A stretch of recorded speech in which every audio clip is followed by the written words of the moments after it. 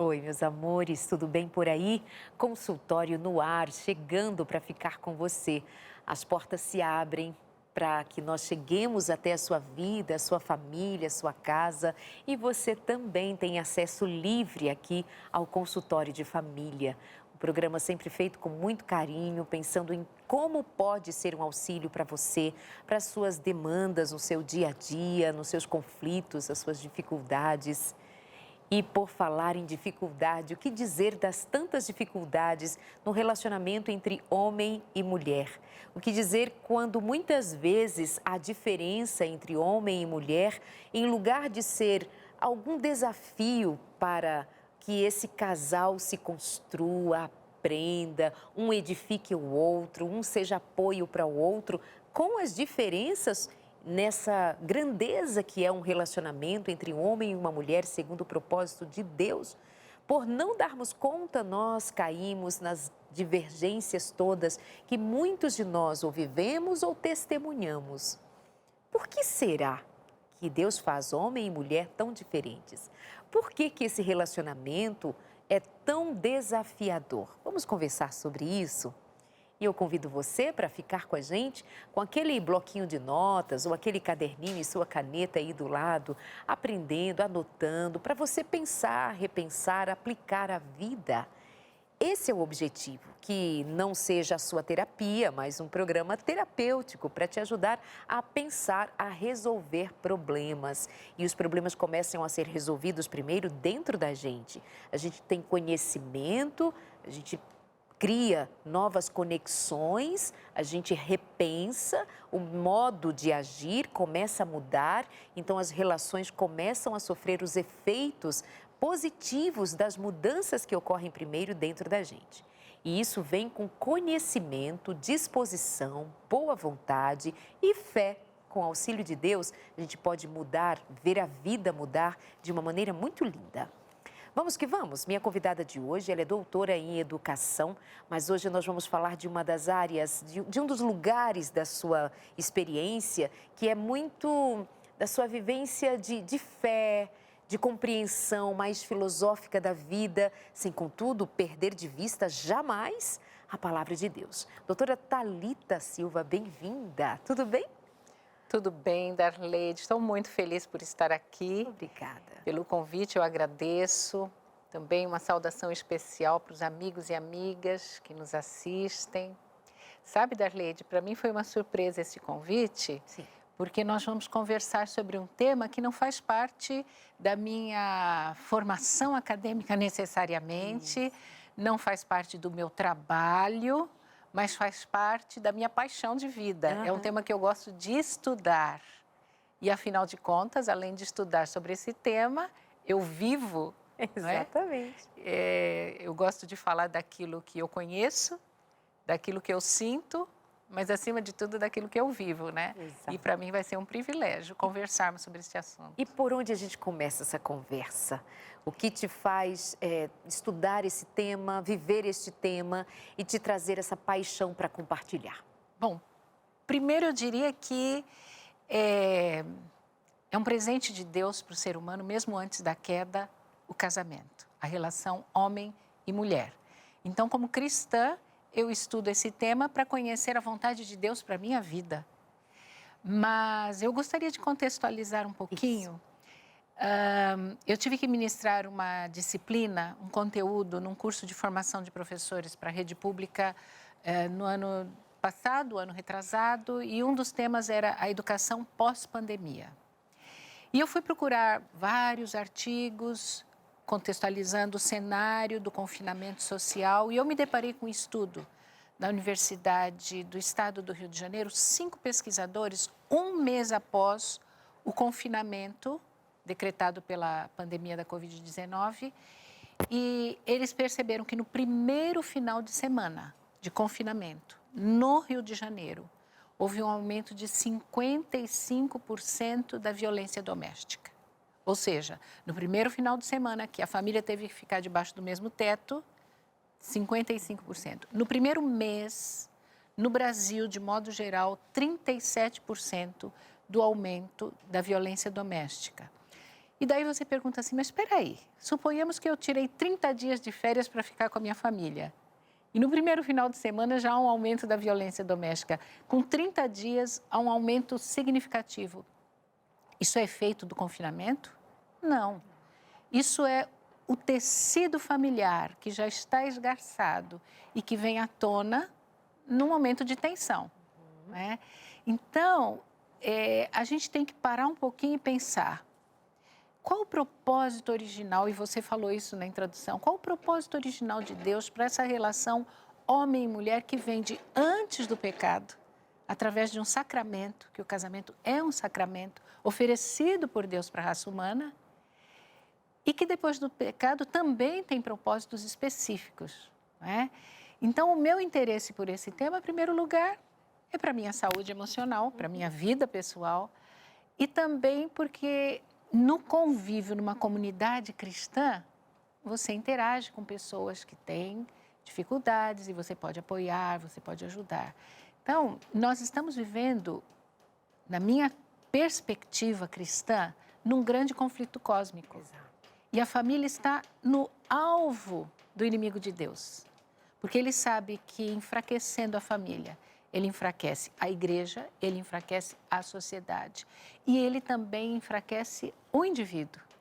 Né? São indivíduos que se unem, muitas vezes sem entender direito o propósito. Né? E daí vem uma questão bíblica muito interessante, Darlede. Quando os fariseus chegaram para Jesus e perguntaram, para testá-lo, né? Sobre o divórcio, sobre a possibilidade de repudiar uma mulher, e Jesus respondeu voltando lá para o princípio. Exato. Vocês se lembram, né? Vocês leram que no princípio Deus criou homem e mulher e disse, deixará o homem, seu pai, sua mãe e se unirá. O verbo original no hebraico para unirá é agarrará. Agarrará e se tornarão uma só carne. E depois eles falam, mas Moisés permitiu o divórcio, a carta de divórcio. Jesus falou, por causa da dureza do coração de vocês. Porém, só deve haver divórcio quando houver relações sexuais ilícitas ou quando houver... Né? Quando a gente vê Jesus falando isso, e ao mesmo tempo a gente vê alguns falando assim, olha, eu estou me divorciando por incompatibilidade. Nós somos incompatíveis. Mas Deus nos fez incompatíveis. Exatamente.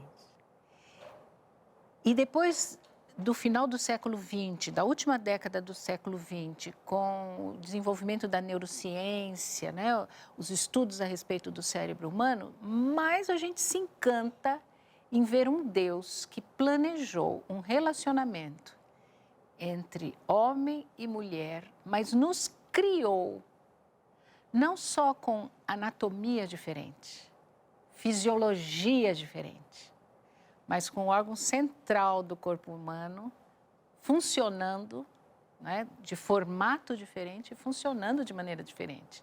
Ele fez isso com propósito, certamente.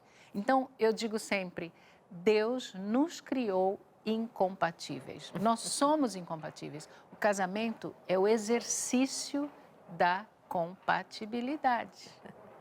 E, obviamente, como já bem citado, nós temos compreensão de que essa incompatibilidade no Éden era uma incompatibilidade. A incompatibilidade que vem fora do Éden é um outro tipo de incompatibilidade que é muito mais exigente agora, porque o desafio precisa ser interposto pela graça de Deus para que haja a reconexão entre um casal que antes, apesar das diferenças, eram feitos um no complemento do outro. Hoje parece haver uma rivalidade, inclusive por conta de ideologias e posturas de confronto e não de aproximação. Exatamente.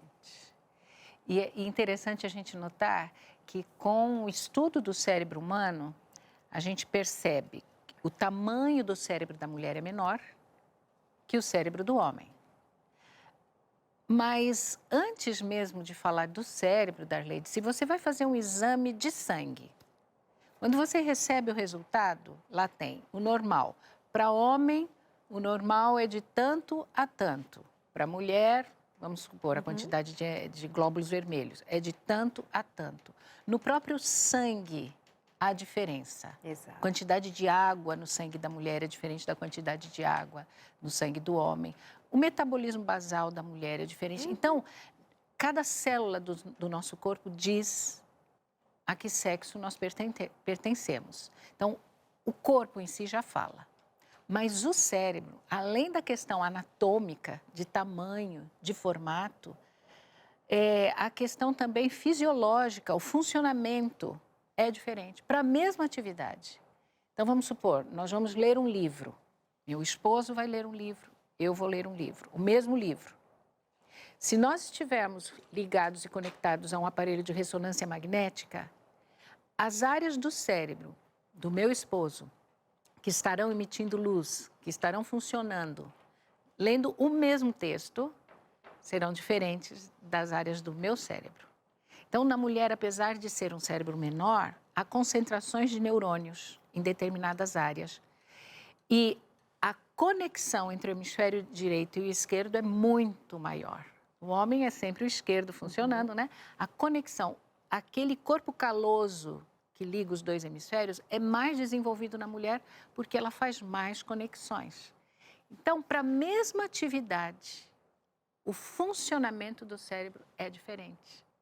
Então, nós desempenhamos funções iguais, porém, o cérebro faz processos diferentes. Deus é magnífico, é maravilhoso. E daí vem a questão, nossa forma de enxergar a realidade também é diferente, exatamente porque o cérebro funciona de forma diferente. E daí vem como ajustar duas pessoas. E vem outras questões, né, Darleide? A questão cultural, Sim. a questão social, que são adaptações que vão além das questões fisiológicas que a gente está comentando, né? Porém, é muito importante a gente olhar essas questões que a ciência nos apresenta também com a nossa cosmovisão bíblico-cristã. Primeiro, se somos criacionistas, eu vou entender que Deus tinha um propósito de nos fazer assim. Exato. Porém, mesmo sendo cristãos, muitas vezes nós estamos vivendo num meio, num caldo cultural que nos influencia. E daí muitos justificam essas diferenças pela evolução da sociedade. Então, a mulher que dava cria, que vivia na caverna e que tinha que cuidar da cria enquanto o homem saía para caçar, foi desenvolvendo ao longo do tempo a habilidade da fala, porque ela tinha que se relacionar com a cria. Então, numa perspectiva evolucionista, você justifica essas diferenças. Você justifica essas diferenças tanto pela influência cultural, a sociedade patriarcal, enfim, o homem tinha que buscar o alimento e tal. E a gente muitas vezes fica se acomodando de que, de fato, isso é uma construção cultural e social e por isso eu posso romper com ela. Então, é muito sutil você olhar e você ver estas descobertas relativamente recentes da neurociência, né? Para dizer, não, peraí, Deus criou com propósito. Então, ao casar, e o casamento após o pecado tem como propósito aperfeiçoar o nosso caráter. Então, essas diferenças, eu conviver com as diferenças, eu saber lidar com as diferenças, faz com que eu aperfeiçoe o meu caráter. E se eu entro numa relação de casamento pensando nisso, a chance de dar errado fica muito menor, porque eu não vou sem... Eu sei que eu sou incompatível, né? Então, eu sei que eu tenho que trabalhar essas diferenças. Tanto o homem compreendendo o lado da mulher, quanto a mulher compreendendo o lado do homem. Agora, imagina, eu, uma paulistana, nascida na década de 60 do século passado, baby boomer, quando você passou a educar as mulheres para o mundo do trabalho, minha mãe me educou para o mundo do trabalho. Por quê?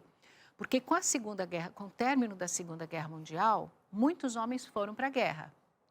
Morreram, principalmente nos Estados Unidos, na Europa, morreram. As mulheres tiveram que assumir o trabalho da família, o negócio da família. E surge um novo perfil profissional, que é o perfil feminino de liderança, o perfil feminino de trabalho. Então, os nascidos pós-Segunda Guerra, e principalmente ali, década de 50, 60, as mulheres já foram formatadas para o trabalho. Minha mãe me preparou para o mundo do trabalho. Aí eu sou paulistana, cresço aqui no estado de São Paulo e vou para Manaus e conheço um nortista que o pai dele dizia: mulher não deve trabalhar fora. Mulher jamais deve trabalhar fora. Mulher foi feita para ficar em casa. Então, meu esposo foi criado com essa concepção. Conhece uma professora de São Paulo que tem... Como é que você lida com essas diferenças culturais, né, sociais? Então, quando você entra numa relação de casamento, sem prestar atenção nessas influências, a chance de você dizer assim, somos incompatíveis, não dá mais para continuar, aumenta muito mais. Claro. Então, eu acredito que buscar sempre o propósito original de Deus e entender que Deus nos criou diferentes para que pelas diferenças nós exercitássemos, né, a arte do casamento, né, e ao mesmo tempo aperfeiçoássemos o caráter, é tudo, né?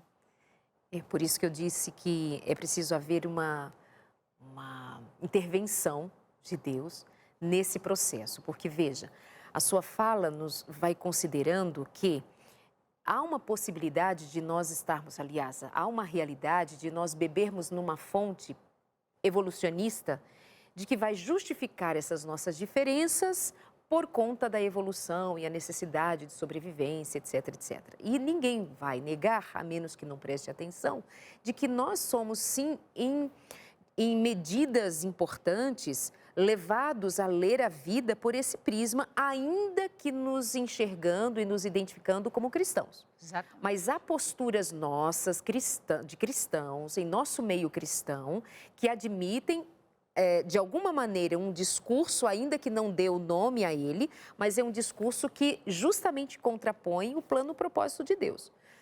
Quantos cristãos, quantos casais cristãos têm se divorciado por essa tal incompatibilidade de gênero? E algumas vezes eu tenho dito, quando chega a mim, eu posso dizer que, assim, tudo bem que haja incompatibilidade. De fato, somos muito diferentes. Imagina a diferença entre você e o seu marido, essa diferença cultural, essa diferença de formação para a vida, de cosmovisão até em relação ao papel de homem e mulher, um que sai, outro que fica. Imagina se não há... Se você bebe nessa fonte evolucionista, essa fonte sem Deus, essa fonte precária, inclusive, para a resolução de problemas com maior profundidade, você vai dizer assim, não, a gente não dá certo, divorcia. Então, em muitos casos, eu digo assim, ei, pensa aqui comigo, se nós somos tão diferentes, existe uma proposta do Evangelho. A proposta do Evangelho é nascer de novo. Então, uma manauara vai nascer de novo para o reino de Deus, a paulistana vai nascer de novo para o reino de Deus, e no reino de Deus a gente se encontra. E o reino de Deus é aqui, é agora.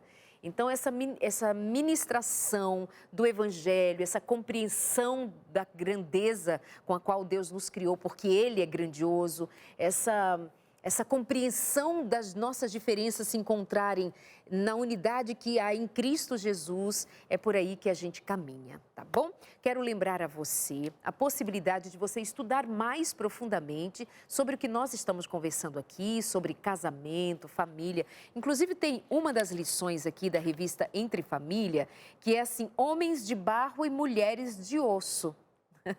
Homens de barro, mulheres de osso, justamente para falar das diferenças entre homens, mulheres, dessas incompatibilidades. Tem uma outra lição, que é a lição número 3, que é justamente sobre e quando o amor acaba? O amor acabou, e agora? O que a gente faz? Bom, este e outros temas, por exemplo, sobre comunicação, nós vamos aqui trabalhar a comunicação relacional. O casal precisa aprender a dialogar, conversar, falar, ouvir, desenvolver a escuta, é extremamente importante. Bom, nós queremos não somente ficar aqui no falatório, a gente quer que esse material chegue às suas mãos e você pode somente fazer um movimento para tê-la em casa. Ligar para a gente no 0 Operadora 12 21 27 31 21, facinho assim. Entre Família, nós temos aqui um material riquíssimo, preparado por psiquiatra, psicólogos, pastores. Isso aqui é um conteúdo riquíssimo. Nós existimos, enquanto novo tempo, para fazer a diferença na sua vida. Nós existimos, enquanto novo tempo, como um canal, um portal de conhecimento para chegar até você, vislumbrando uma transformação de vida, para que você viva a família, viva com sentido, viva com prazer, viva com alegria, a partir do propósito de Deus para você. Anda batendo cabeça daqui para colar, vai em um, vai em outro, se desespera, chora, não sabe o que fazer? Está aqui uma resposta importante para você ter em mãos e estudar, meditar. Isso muda o teu pensamento, muda teu comportamento, muda a tua história. É proposta de Deus que você viva e viva bem. 0 operadora 12 21 27 31 21. Aí você está passando rápido por aqui e diz assim, ele está me vendendo. Eu não estou te vendendo. Você só vai ligar 12 21 27 31 21. Nós vamos fazer o seu cadastro e você vai receber em casa sem que você pague por isto. Já está pago pelos anjos da esperança, aqueles que nos apoiam a fazer o que fazemos aqui e causar bem à sua vida. Tenha sua vida transformada a partir de agora. 12 21 27 31 21. Ainda tenho tempo, produção? Posso continuar então com a doutora Thalita Silva? Hoje nós estamos falando sobre essas diferenças, homens de barro, mulheres de ossos, amiga. E aí, por onde mais nós vamos caminhar? Amiga, agora tem 2 agravantes. Uau! Diante de todo esse cenário que a gente introduziu, tem 2 agravantes. O primeiro agravante é, isso que eu coloquei, Deus nos criou diferentes. Hoje você falar em determinismo biológico, masculino e feminino, é blasfêmia. Exato. Então, nós estamos lidando com um processo histórico, sutil, mas histórico. No início, nós tínhamos, final do século XIX, comecinho do século XX, as mulheres lutando de forma, com direito de lutar, com toda a garantia de que a luta era justa, era oportuna, por votar, estudar, trabalhar. Então, esse movimento justo, digno, das mulheres conquistarem os seus direitos, nós louvamos. E as conquistas foram alcançadas. Porém, num segundo estágio, este mesmo movimento começa a dizer assim, olha, a estrutura familiar precisa ser demolida. A mulher tem que ter liberdade. E o casamento é uma instituição social, portanto, reflete a luta de classes. Então, a mulher precisa agora ter liberdade de escolher se ela quer ser mãe ou não. Final da década de 50, década de 60, através da pílula anticoncepcional, ela escolhe, isso também não é errado, mas junto com este movimento vem um movimento de liberação que faz com que necessariamente você tenha que desconstruir o modelo familiar para que a mulher alcance essa liberdade que ela almeja. O homem passa a ser um inimigo a ser destruído. Então, nós estamos lidando hoje, na atualidade, com o reflexo desse cenário que começou lá na década de 60 do século XX, que é a desconstrução da família. A mulher empoderada, e para ser empoderada, ela tem que sair do jugo da família tradicional, desse jugo do casamento. E se nós lembrarmos, né, de uma frase de Simone de Beauvoir, que lá na década de 50, 60, falou, a mulher não nasce mulher, ela escolhe ser mulher. Então, isso faz com que, de fato, muitas entrem no casamento já com essa ideia. Quem vai mandar sou eu, porque eu tenho que ter a minha liberdade, a minha individualidade tem que ser respeitada. Então, são questões, de fato, atuais e culturais que a menina já começa a receber essa influência na escola. A escola está aparelhada para fazer essa doutrinação de que você escolhe se você quer, de fato, ser mulher ou não. Então, você dizer de determinismo, você falar de determinismo biológico, Deus nos criou assim, isso no mundo é uma blasfêmia. Você está na contramão. Isso que eu estou falando, eu estou na contramão do que se fala na academia, do que se fala na sociedade em geral. Né? Que já está apreendido. E veja só, Deus disse, façamos homem e mulher, com o determinismo explícito até no exame de sangue, como você bem disse agora há pouco. Deus cria homem e mulher. Vem uma voz sorrateira, um tanto recente em comparação com a criação, e ela diz assim, não, você não é mulher. Você decide ser, você é uma construção social, mas não há homem e mulher. Não parece, de novo, uma voz que surge do nada, no meio da vida e desdiz aquilo que Deus disse enquanto Criador? E quem nela crê? E quem dele descrê? Onde chegamos e agora onde chegaremos? É muito significativo a gente pensar disso. Que voz é essa que diz, não, você não é mulher, quando o Criador disse, você é mulher? É muito sutil, Darleide, porque historicamente a luta pelos direitos, ela é legítima. Então, você se depara com um cenário de uma luta legítima que, de repente, começa a ser mudada para uma luta de classes. O casamento passa a ser uma luta de classe, de dominação, de poder. Então, é muito sutil e muito perigoso. Era só uma reivindicação importante, aí ela se torna esse conflito entre sexos. Nós vamos fazer uma pausa, eu sei que você ainda tem a continuidade desse pensamento, ela é maravilhosa, não é? Achei. Que bom ouvi-la, é rápido, nós já voltamos com você, até já.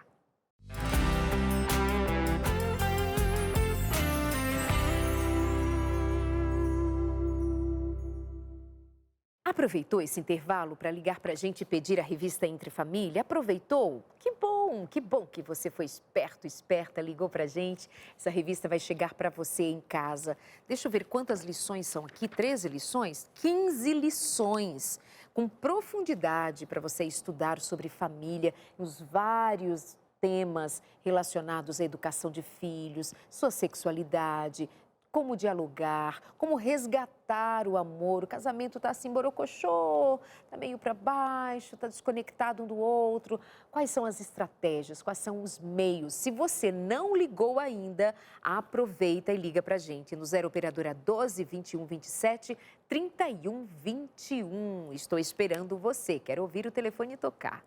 Nós estamos conversando hoje sobre as diferenças entre homens e mulheres e como isso, se não bem compreendido, pode implicar, por exemplo, no fim de um casamento, de um relacionamento, como já causou o fim de tantas relações. Mas como é importante entender o processo que há entre homem e mulher, especialmente na perspectiva de Deus, o Criador. Criador do homem, Criador da mulher, Criador do casamento, com um fim muito, mas muito especial. Minha convidada de hoje é a doutora Thalita Silva e ela tem abordado esse tema aqui com a gente já no primeiro bloco e continua. Nós vamos partir, inclusive, para entendermos como tem sido até historicamente e o reflexo da desconstrução do homem nos dias de hoje numa relação. Doutora. Voltando então um pouquinho ao que nós comentamos no final. O primeiro agravante é exatamente a mulher romper com a figura de mãe, de dona de casa. Começa na primeira metade do século XX, esse processo se agrava após a Segunda Guerra Mundial. Eu não diria se agravar, porque não é uma coisa negativa em si a mulher trabalhar fora. Sim. Nunca foi, né? Nunca foi. Nunca foi. Só que a necessidade aumentou após a Segunda Guerra Mundial e a mulher passa a ter o direito sobre as escolhas. Vem um fato muito interessante, Darleide.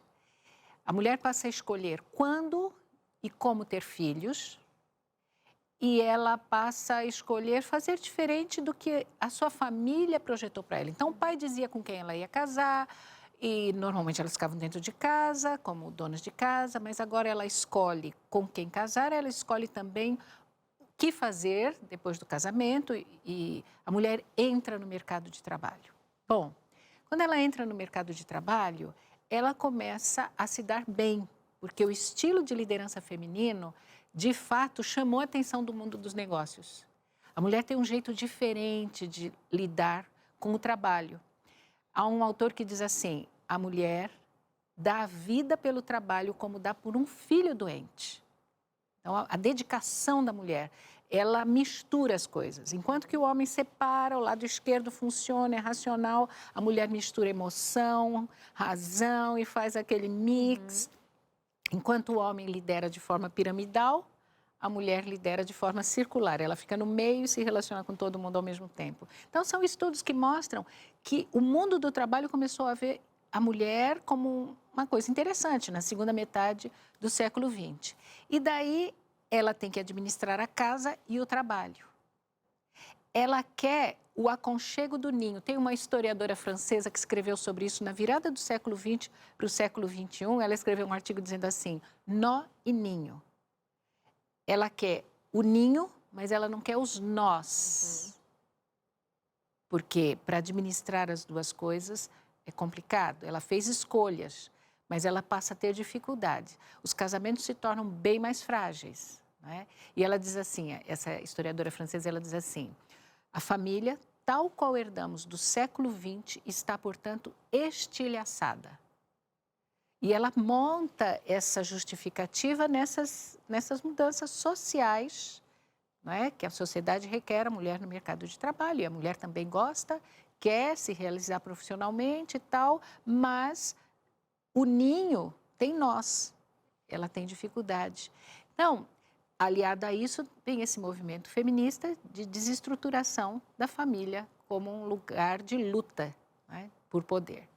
Bom, esse cenário a gente falou a respeito da figura feminina. Mas, paralelo a isso, também vem todo um processo de desconstrução da figura masculina, que se agrava agora, no século XXI.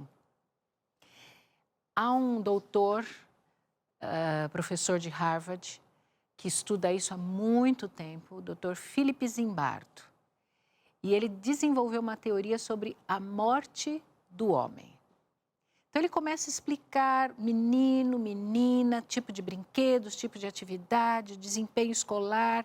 E ele chega agora, no século XXI, com dois fatores que ele apresenta como sendo justificativas para essa ideia, a morte do homem, da figura masculina.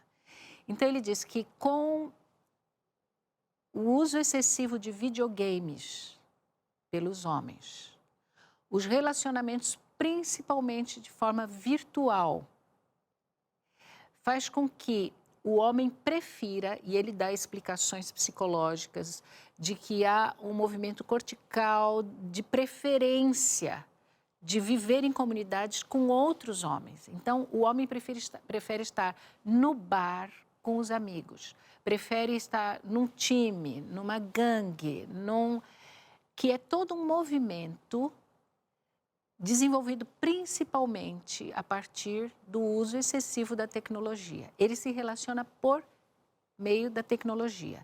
Quando você se relaciona por meio da tecnologia, por redes sociais, quando alguém discorda de você, o que você faz? Normalmente, você exclui, deleta, cancela. Só que no mundo real, face a face, você tem dificuldade de fazer isso. Então, o que o Philip Zimbardo diz? Duas coisas que estão agravando. Primeiro, o uso excessivo do mundo da tecnologia e a pornografia.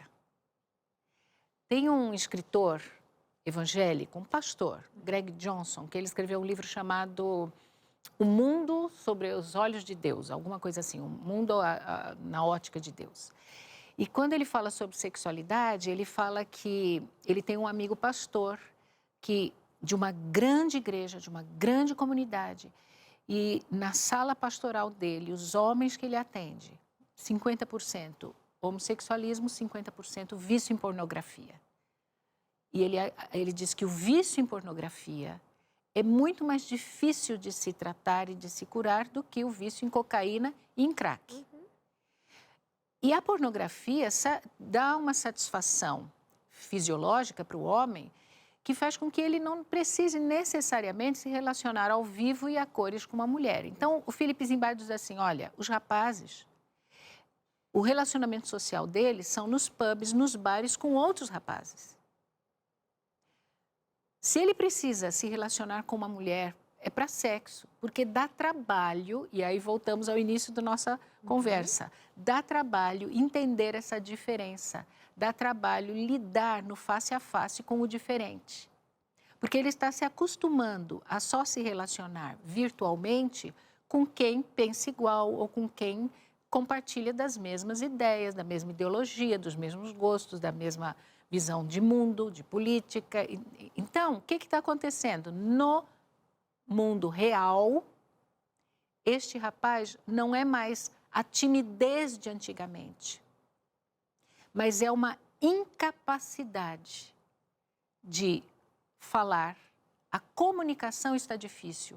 Eles não entendem mais a linguagem não verbal e nem a linguagem verbal em si. Mas, Thalita, isso também não se dá pela força das redes sociais, da tecnologia, que é de uso tanto para homens quanto para mulheres. Os dois têm acesso a essa forma de comunicação. Os dois também não sofrem o mesmo prejuízo? As mulheres também não têm sofrido aí... Tem algo de pesquisa, de observação, enfim, que demonstre que as mulheres também estão se tornando inaptas para a comunicação, sendo ela tão comunicativa, tão falante. Tem algum prejuízo para nós mulheres também? Bem menor. Ok. Exatamente porque a região do cérebro responsável pela fala é mais desenvolvida na mulher. Então, a loquacidade feminina é uma característica natural. Já o homem não tem isso como uma coisa natural. Então, se ele já não tem isso naturalmente, ele precisa desenvolver por atitude.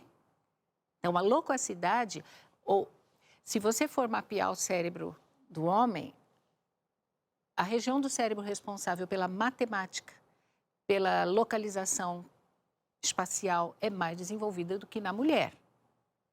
Na mulher, a loquacidade é mais desenvolvida. Como ela faz mais conexão do lado direito com o esquerdo, as emoções trabalham melhor. Então, este prejuízo é menor nas mulheres do que nos homens. Okay. Né? Então, exatamente por causa dessa diferença de funcionamento do cérebro, esse prejuízo da relação virtual para a mulher é menor, para o homem é maior.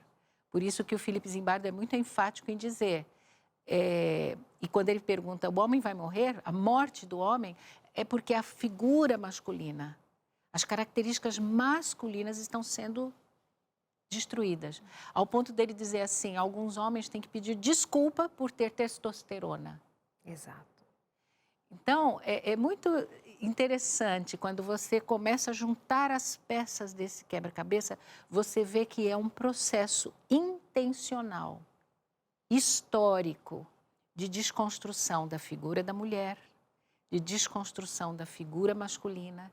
E no caso dos homens especificamente, né, esses dois fatores têm sido estudados como agravantes, porque quando chega para conviver com a mulher, né, e tem um dado assim, deixa eu falar bem rapidinho, Darleide. Claro. O vício causado pela hiperestimulação dos jogos eletrônicos e da pornografia tem uma diferença do vício em entorpecentes. No vício em entorpecente, você quer mais do mesmo.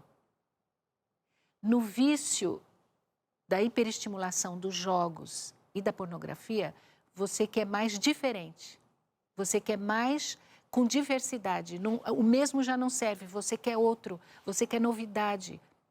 Então, você quer mais do diferente. Agora, imagina um rapaz que se casa com esse tipo de vícios. A mesma esposa, todos os dias, jamais vai satisfazê-lo. O mesmo tipo de sexo, a mesma prática sexual. Então, a insatisfação é constante, é contínua. As diferenças são agravadas por esses vícios de quererem o diferente. E também há estudo que já mostra que há uma afetação na estrutura do cérebro por conta do consumo da pornografia. Há que se considerar que esse cérebro masculino frente ao uso da pornografia, o excesso de pornografia e hiperestímulos, faz com que ele tenha um cérebro muito infantilizado. Ele não desenvolve a adultez, ele não desenvolve habilidades de adulto, de homem adulto. Com essas habilidades sendo atrofiadas pela pornografia, nós temos um cérebro infantilizado, um cérebro de adolescente, mas a vida espera desse homem atitudes de homem adulto, maduro, que não vai dar conta do trabalho com a dinâmica de ele ser um líder forte, a família. Então, de fato, é uma implosão desse homem, né? E esse, como bem disse o autor, esse homem está morrendo, mas alguém o está matando, estimulando até mesmo a pedir desculpas por ser homem, o que é uma tragédia. Isso, do ponto de vista da criação e da construção da família, é uma tragédia.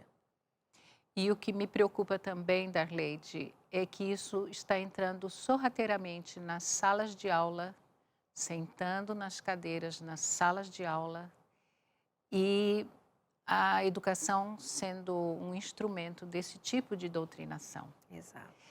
E eu digo agora para os cristãos, para os educadores cristãos. É muito fácil a gente se encantar com o humanismo científico que apresenta essas ideias. É muito fácil a gente se encantar com esse discurso, que é um discurso aparentemente correto e saudável, né? da liberdade de escolha. Né? Então, você dar a liberdade de escolha. Esses dias eu estava no encontro de educação, quando eu ouvi que uma das tendências da educação do século XXI, uma das prerrogativas da educação, é exatamente o protagonismo da criança. Eu tenho ouvido muito no meio cristão essa expressão, o protagonismo da criança. E eu me levantei, não resisti e falei, olha, essa é uma expressão tipicamente do humanismo científico, onde você dá a escolha para a criança. Você escolhe, você quer ser menino ou você quer ser menina? Você quer estudar matemática ou você quer dormir agora ou você quer ficar acordado? Você quer comer ou não quer comer?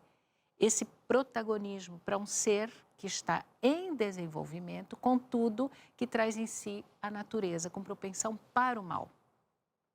Então, eu entrego para um ser que ainda não tem poder de escolhas, porque o córtex pré-frontal, que nos dá essa capacidade de escolhas, de decisão, de tomada, está em processo de desenvolvimento, só vai terminar por volta dos 24 anos. Né? Então, quando você oferece para a criança esse protagonismo, por trás você não vê que tem toda uma ideologia, toda uma filosofia, uma ideia humanista de desconstrução. Né? E quando eu olho com a lente do cristianismo, quando eu olho com a cosmovisão bíblico-cristã, pera um pouquinho, este bebezinho já vem com um pacote da natureza para o mal. E eu, como adulto, pai, mãe, professor, tenho que ter a minha vida regenerada para poder trabalhar com esta natureza, que se for deixada à vontade, as escolhas serão para o mal. Tem um autor, Paul Bloom, que estuda bebês a partir de 5 meses. E eu lembro até que eu comentei isso no primeiro programa que nós fizemos, mas depois eu comprei o livro dele em português, onde ele fala algo interessantíssimo. É surpreendente que um bebê de 5 meses já sabe discernir entre o bem e o mal, a gentileza e a crueldade. E ele descreve no livro como eles chegam a essas conclusões, né? Um laboratório que funciona há muito tempo. E ele diz assim, a biologia evolutiva não sabe explicar. A psicologia do desenvolvimento não sabe explicar. A sociologia não sabe explicar. A antropologia não sabe explicar como que o bebê já nasce com essa capacidade de discernir o certo e o errado. E ele diz assim, talvez a teologia saiba explicar. Porém, se essa criança for deixada livre, ela vai escolher o mal. Quer dizer, um biólogo evolucionista, dizendo, a criança vai escolher o mal. Então, quando eu vejo todo esse processo de desconstrução da mulher, desconstrução do homem, da família, que começa lá na educação, nós temos que perceber que nós estamos, de fato, diante de um conflito cósmico. E que é a graça de Deus, o Espírito Santo a nos dar discernimento. Porque eu preciso de discernimento para ver essas coisas que são sutis. São muito sutis. Vem com uma roupagem bonita, vem com uma ideia justa de direitos, não é? Mas a gente tem que ler com este olhar, ler o cenário com o olhar desta visão bíblica, pedindo a Deus o Espírito Santo para ter discernimento. A graça de Deus para poder viver dentro do propósito original. E todas as vezes que a gente quer resolver um problema do conflito cósmico com as nossas bandeiras ideológicas ou políticas, sejam elas com cara de justeza, na dinâmica da vida, muitas vezes como ela se impõe a ser essa tomada de atitude frente às dificuldades, às injustiças que seja, mas todas as vezes que a gente quer intervir e resolver questões do conflito cósmico desta maneira, nós incorremos naquilo que foi a proposta de Satanás no Éden, quando ele enreda a Eva a que ela deseje resolver uma questão por ele criada, né? Por Satanás criado ali. Ele próprio cria e ele mesmo ofereceu um problema. O Senhor disse, não faz assim, não segue este caminho, não come deste fruto. E Satanás, vai dizer a ela, se você comer, você vai ter ganhos. Você vai ser mais importante do que você já é. Você vai resolver um problema que você tem, porque você está desqualificada, ou nesse momento você está num lugar de desqualificação, quando você pode ter uma qualidade melhor das suas relações, da sua visão de mundo, de quem você é. E então ela deseja isto. E sabemos bem onde vai parar. Quando Jesus vem como Salvador, como Deus encarnado, Deus entre nós, Jesus Cristo nunca levantou bandeira política, mesmo nascendo sob um reino de domínio cruel, como era Roma sob Israel. Mas o Senhor é o nosso libertador, o Senhor não vai levantar, o Senhor é o rei. E eu lembro ali em João 6, quando diante da multiplicação de pães e peixes, os que estavam assistindo aquele sinal grandioso do poder de Jesus, dizem, vamos coroá-lo rei à força. Pensando que ele era tímido, pensando que ele estava se fazendo de rogado, não, nós vamos coroá-lo rei à força. Então se impõe a vontade política, a vontade de resolver a injustiça, a vontade de vingar-se de Roma, a vontade de se posicionar. Então vamos fazê-lo rei e vamos resolver isso aqui, porque nós estamos esperando um rei para isso. É ele. Mas Jesus Cristo disse outra coisa. Ele disse, o meu reino é outro, a natureza do meu reino é outra, o chamado que eu vim fazer a vocês é outro, o jeito que eu tenho de demover a injustiça do mundo é outra.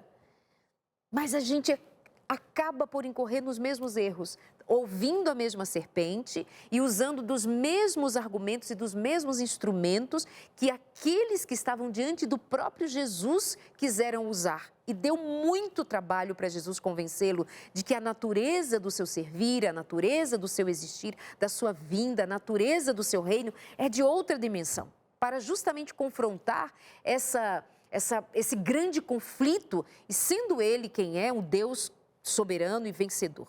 Mas a gente tem usado das mesmas artimanhas. A gente bebe nas fontes evolucionistas, a gente bebe nos discursos que contrapõem diretamente a palavra de Deus, a gente se orienta por estes faróis que mais nos confundem do que de fato resolvem. Então, prestem muita atenção. Nós precisamos voltar para o verdadeiro evangelho. Nós precisamos voltar para Jesus. Nós precisamos ter Jesus como medida, altura e profundidade da nossa existência. Nós precisamos ir para a palavra. Nós somos cristãos que temos conhecimento, ainda que raso, mas com bastante conhecimento do que dizem, do que pensam. Nós temos adotado discursos feministas, nós temos adotado discursos de, sim, destruir a imagem do homem, a figura do homem. Nós temos permitido que o nosso ambiente familiar seja tomado de discursos, de atitudes já.